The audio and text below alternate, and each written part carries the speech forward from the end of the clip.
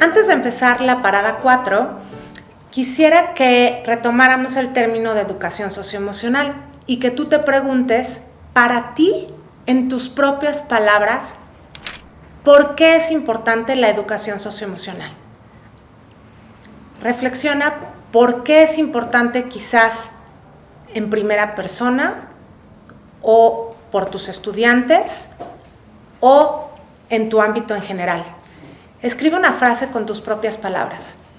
Aquí puedes ver algunas frases que nos han compartido otros docentes. Por ejemplo, para conocernos, qué sencillo suena y qué importante es. También dice, porque permite a las niñas, niños, adolescentes y adultos adquirir conocimientos para enfrentar situaciones de la vida cotidiana. Es importante aprender a reconocer y gestionar las emociones para vivir una vida feliz. No olvidemos que todos, al final de cuentas, queremos eso, queremos sentirnos tranquilos y sentirnos felices. Nos ayuda a crear un mejor ambiente de aprendizaje y mejora las relaciones personales. Para ti, ¿por qué es importante la educación socioemocional? Revisa algunas de estas frases y ve si alguna te resuena más que otra en este momento de tu vida. Ahora sí, vamos a iniciar la cuarta parada. La cuarta parada tiene que ver con los espacios físicos y de interacción, en donde creamos espacios flexibles para que estas interacciones positivas de las que hablamos desde el inicio de la ruta puedan suceder y que dentro de estos espacios físicos se puedan promover las habilidades socioemocionales y el acompañamiento de las y los estudiantes. Algunas de las ideas claves son que las relaciones positivas entre las y los estudiantes y adultos generan seguridad e inclusión y protegen al estudiantado de situaciones de riesgo. Bien es sabido que si tenemos amistades con las que realizamos actividades positivas, actividades que nos construyen, y nos sentimos identificados con esos grupos, pues es muchísimo menos probable que caigamos en conductas de riesgo. Imagínatelo en tu propia vida, ¿no? ¿Qué amistades te aportan? ¿Qué conversaciones te llevan a un crecimiento personal o a una reflexión más profunda de quién eres o por qué haces las cosas?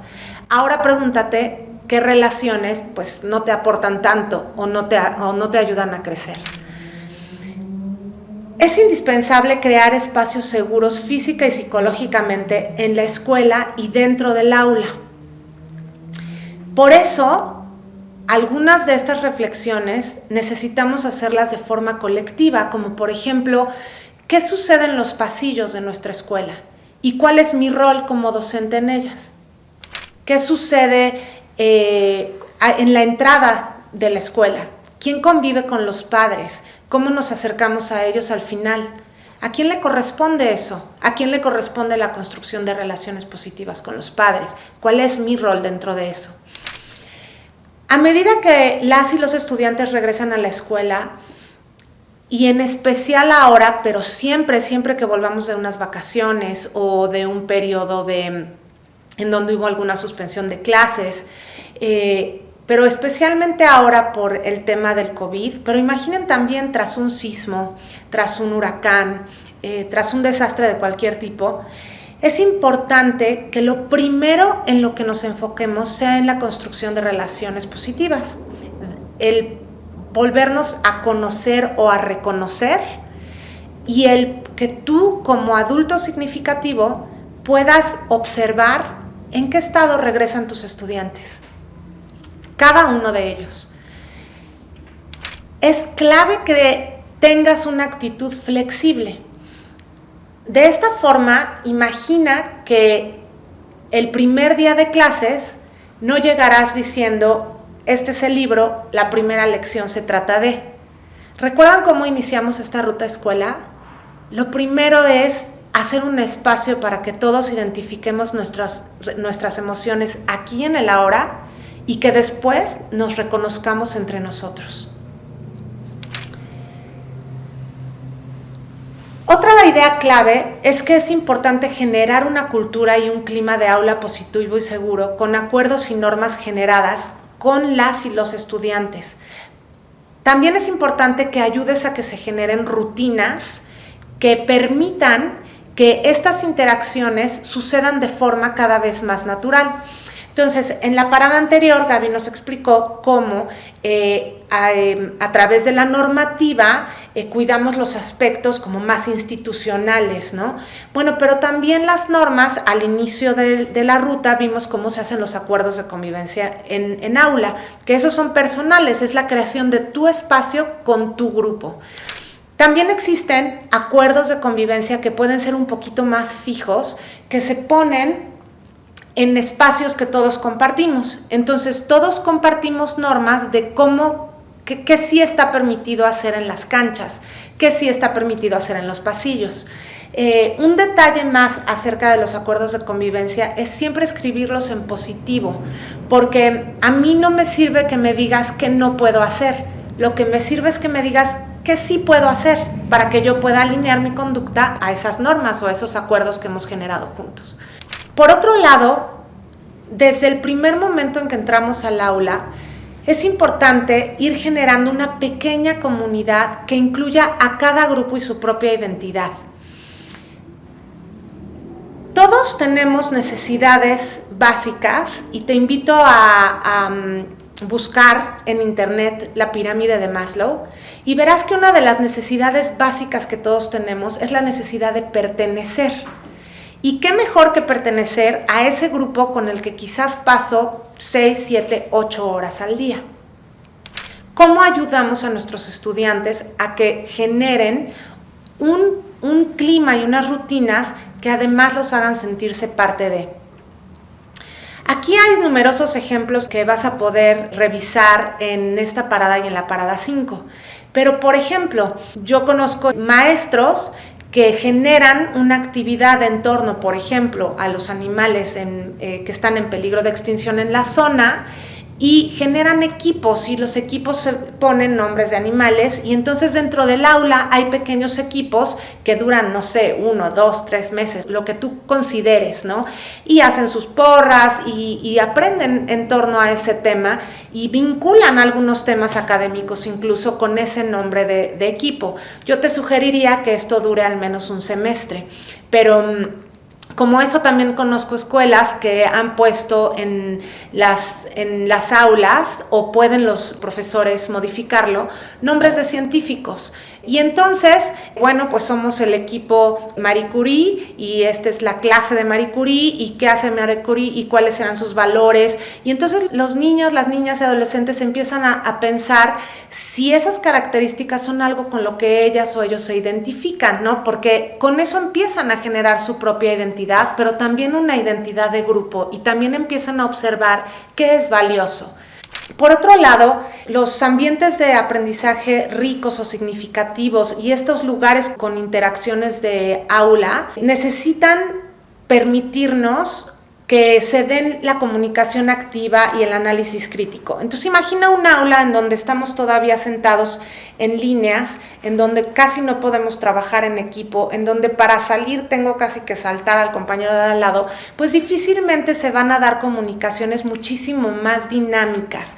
Tú haz un mapa de tu aula y coloca de qué forma puedo colocar las bancas en distintos momentos con las que cuentes para que estas interacciones y estas comunicaciones se den de una forma muchísimo más dinámica, porque así es como se construyen las relaciones.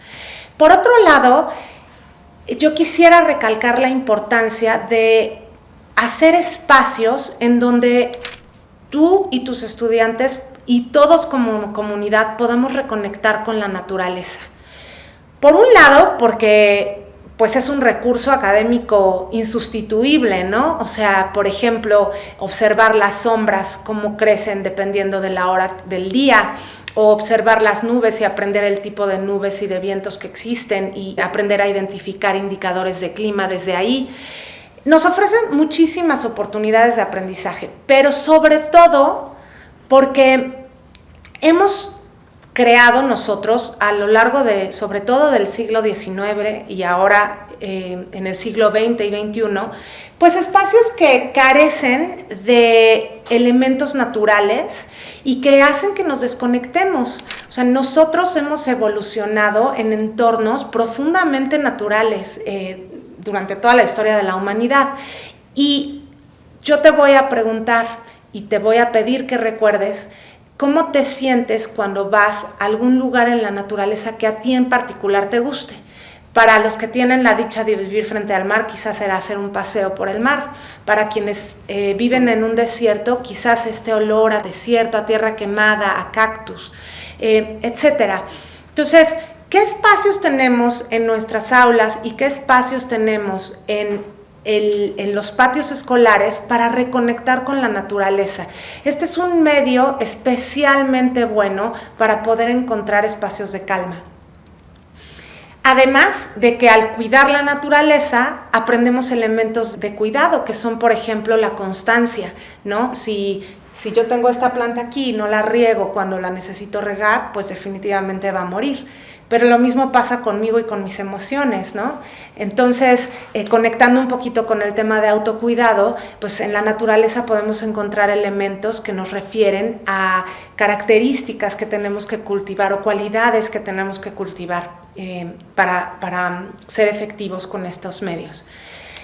Finalmente, enfocarnos en lo que sí tenemos y en lo que sí podemos construir, ¿no? En lugar de aquello de lo que carecemos. Si tenemos un patio pequeño, ¿cómo le podemos sacar mejor provecho? Conozco una maestra, por ejemplo, que cada vez que llueve tiene pequeños pedacitos de foamy o algunas otras tienen pequeños mats de yoga y cada vez que va a llover, recuestan a los niños, los ponen en calma y en paz o con los adolescentes, cada quien en su lugar o también con mats de yoga y se ponen a escuchar la lluvia y es un momento de conexión así como el que tuvimos como el drop anteriormente, pero este es en conexión con el entorno y con lo que está sucediendo. Son pequeñas herramientas que puedes ir integrando poco a poco a tu aula. En preescolar, por ejemplo, he visto esta hermosa práctica donde ponen como estas tienditas de campaña que utilizaban los pueblos originarios de Norteamérica, que se llaman tipis, y no sé si conocen el cuento, por ejemplo, de El monstruo de las emociones, y entonces los niños han generado varias actividades que también puedes googlear en internet, hay muchísimas actividades en torno al monstruo de las emociones, que es una herramienta espectacular. Y adentro del tipi ponen algunas de estas conclusiones a las que llegan los niños, algunos de los trabajos de las niñas y niños, y es un lugar para estar en calma, a donde los niños pueden recurrir cuando lo necesitan, simplemente acercándose a la maestra o al maestro y pidiendo la oportunidad de entrar. Es un lugar no de castigo, al contrario, es un gozo entrar a ese lugar, a donde habita el monstruo de las emociones. Un pequeño recordatorio sobre el rol del liderazgo de los directivos, ¿no?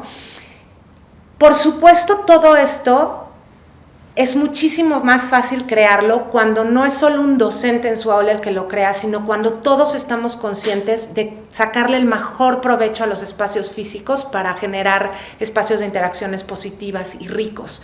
Entonces, en ese sentido, el liderazgo de los directivos y su sensibilización con la educación socioemocional, pues es de suma importancia, ¿no? Conozco también escuelas que han generado espacios, por ejemplo, para poder tener a personas cuando tienen un momento, por ejemplo, psicológico fuerte, ¿no? En un momento de pérdida, o si, por ejemplo, necesitan un poco más de contención en poblaciones que están más en riesgo y que todavía no regulan bien sus emociones, ¿no? Entonces, todas estas previsiones se toman en comunidad y se norman, ¿no? Por ejemplo, si Gaby fuera maestra de un aula y yo de otra y Ximena de otra, ¿a dónde llevamos a un estudiante que está teniendo quizás una crisis, ¿no? Todas sabríamos a dónde llevarlo y todos sabríamos cuáles son las reglas y quién está cuidando de ese espacio. Solamente para recordar, la educación socioemocional requiere de 3 elementos: el clima propicio o el clima escolar, la cultura de aula y las rutinas de las que hablamos ahorita, la instrucción implícita, que es aquella donde introducimos la educación socioemocional dentro de los contenidos académicos o disciplinares que estamos abordando, ¿no? Y un poquito moldeamos para qué se presta esa actividad, para enfatizar alguna habilidad socioemocional. Entonces, si yo estaba en ciencias, por ejemplo, y ya había pedido a los estudiantes que trabajaran en equipo, quizás vale la pena detenerte un momento y decir, ¿qué espero yo ver cuando ustedes trabajan en equipo? Espero que incluyan a todos, espero que todos hagan el trabajo, o espero que se repartan el trabajo, puedes repartir roles, etc. Entonces ahí estás trabajando una habilidad socioemocional en una actividad académica concreta. Por supuesto, los deportes es un lugar claramente que se presta para trabajar todo esto, ¿no? Y un entrenador o profesor de deportes puede decir, ahora vamos a hacer un alto porque también aquí construimos relaciones positivas, ¿no? Y cómo nos dirigimos al otro, se vale golpear al otro, por qué sí, por qué no, y generar este tipo de discusiones en torno a la educación socioemocional, para que también los estudiantes se vayan conociendo mejor, ¿no? Oye, ¿por qué yo siempre en el partido de básquetbol quiero golpear a alguien en la cabeza y lo hago, ¿no? ¿Qué podría hacer para que esto sucediera de otra forma, ¿no? ¿Qué podría hacer para que mi reacción a mi emoción fuera distinta? Y en tercer lugar, la instrucción explícita. Hay algunas habilidades socioemocionales que se prestan mejor para trabajarlas de forma transversal, como las que estuve mencionando ahora, pero hay otras en las que sí tienes que hacer pausa. Por ejemplo, el autoconocimiento. Introducir mindfulness. El mindfulness es especialmente una herramienta especialmente buena para trabajar el autoconocimiento. Pero también, por ejemplo, podemos introducir algunas otras técnicas como la de narrativa, o podríamos también introducir algunas otras formas de pedagogía para poder explícitamente trabajar la autorregulación. Ustedes conocen, por ejemplo, la oferta de educación media superior con las fichas de Constrúyete. Esas fichas de Constrúyete serían instrucción explícita. Entonces, tú tienes estos 15 minutos, 10, 20, 40 para trabajar explícitamente esta actividad. E igual que en una actividad académica, se le dice a los estudiantes exactamente en qué están trabajando. ¿Cómo creamos estos espacios escolares, estas relaciones positivas, oportunidades de interacción constructivo? ¿Cómo generamos identidad de grupo en el estudiantado? ¿Cómo podemos nosotras, maestros y maestros, brindar oportunidades para que los estudiantes reflexionen sobre sus habilidades socioemocionales? ¿Hago espacios para ello? ¿Qué oportunidad como directivo puedo ofrecer a las maestras y maestros para aprender y practicar recibir apoyo? Si nosotros no aprendemos que somos tan propicios al error como los estudiantes, pues difícilmente vamos a permitir el error en los estudiantes también, ¿no? En nuestras experiencias educativas. ¿Cómo podemos crear oportunidades para que el personal de la escuela trabaje y aprenda con la familia, con niños, niñas, adolescentes? ¿Cómo introducimos a los padres en todo esto? ¿Generamos espacios para que ellos sean parte de este aprendizaje socioemocional? Pues manos a la obra. Vamos a identificar recursos y prácticas que se adapten fácilmente al aprendizaje presencial o a distancia a fin de apoyar las relaciones escolares. Todo esto, y qué bueno que nos detenemos un momento aquí, un espacio de interacción, pues es precisamente el espacio que nos ofrecen el aprendizaje a distancia también. O sea, ahora ese es nuestro espacio. Y si bien reconozco que es a veces más difícil leer, por ejemplo, la comunicación no verbal, o acercarte a un estudiante que sabes que necesita en ese momento tu apoyo, pues ese es el espacio con el que contamos y tendría que tener exactamente las mismas características de las que estamos hablando. Reflexiona sobre las prácticas disciplinarias, las normas de la escuela. ¿Cuáles pueden ser corregidas de acuerdo con lo que venimos hablando hasta ahora? ¿Cuáles están escritas en negativo? Por ejemplo, me dices que no puedo no asistir, o sea, por ejemplo, no puedes estar en los pasillos cuando es hora de clase. O dice, puedes utilizar los pasillos cuando es hora de recreo.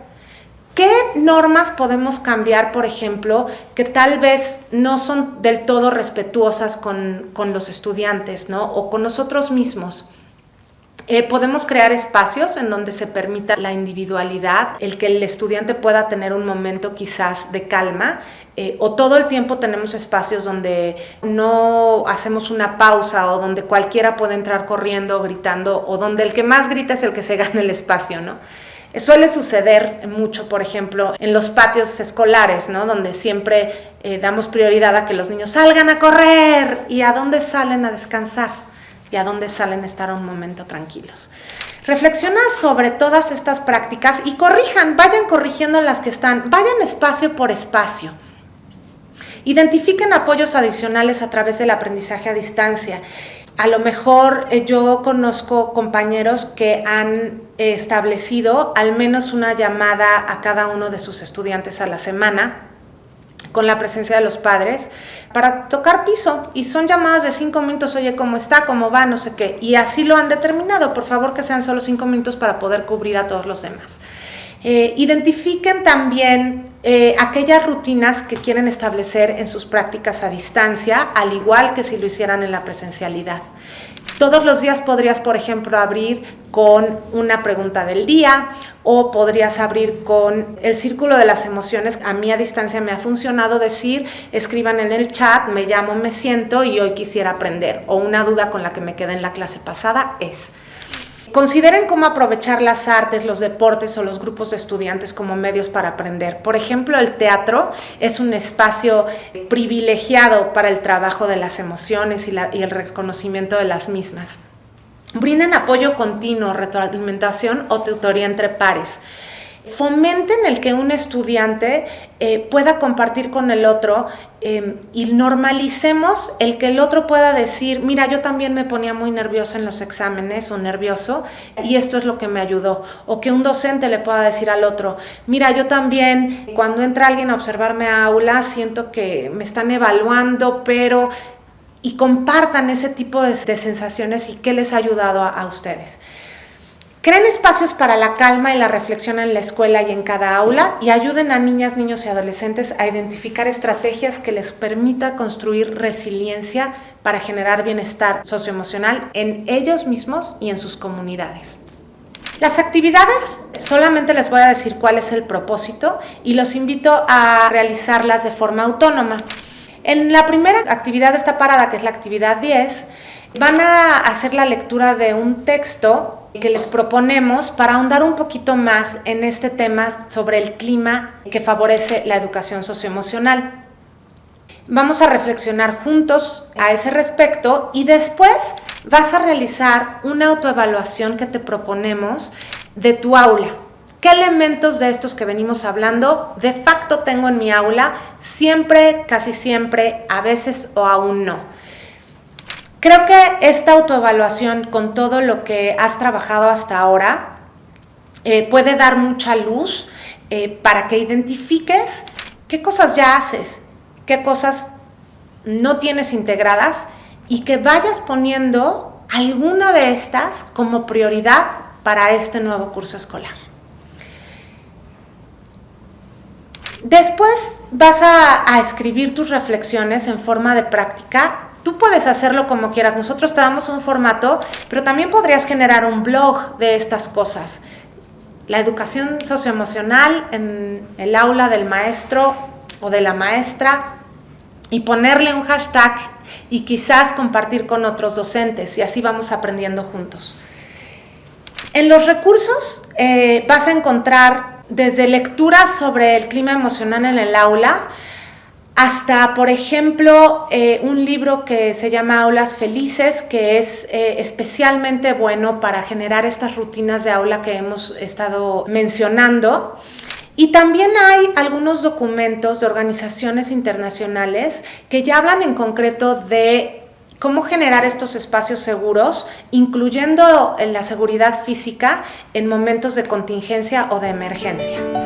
Bueno, hemos terminado la parada 4 y antes de continuar con la parada 5, voy a aprovechar que ahora tenemos a Gaby aquí un momento para contarles cómo siempre será bien importante que o entre parada y parada, entre clase y clase, o a veces en media clase, generemos espacios de pausa. Esos espacios, Gaby, pueden ser, como tú sabes, Por ejemplo, yo utilizo esta campanita para indicarle a los niños que vamos a hacer una pausa. Y cuando termina la pausa la vuelvo a sonar. A veces permito que cada niño decida, o cada adulto, porque también cuando trabajo con docentes suelo hacerlo, que cada adulto decida qué va a hacer. ¿Por qué? Porque tenemos diferentes personalidades. Entonces, a veces a algunos se nos antoja ir o necesitamos un poco de azúcar y comer algo. Otros queremos simplemente dialogar y compartir con nuestros compañeros y divertirnos un ratito, reírnos. A otros necesitamos un momento de calma, incluso para dormitar un poquito, para cerrar los ojos o simplemente para respirar. Y otros necesitamos jugar y sacar la energía que tenemos, correr, jugar, etc. Entonces, la pregunta aquí sería si contamos ahorita nosotros en casa o en las aulas y en las escuelas con espacios para que todo esto pueda suceder y los niños puedan decidir o los jóvenes puedan decidir qué es lo que quieren hacer en ese momento para recargar energía. Por ejemplo, ahorita, Gaby, a mí se me antoja ir por algo para comer, ya tengo mi energía muy baja. En mi caso se me antoja un poco de movimiento, tal vez estirarme, tal vez jugar un poco con gestos para poder recargar energía para la siguiente parte de las paradas.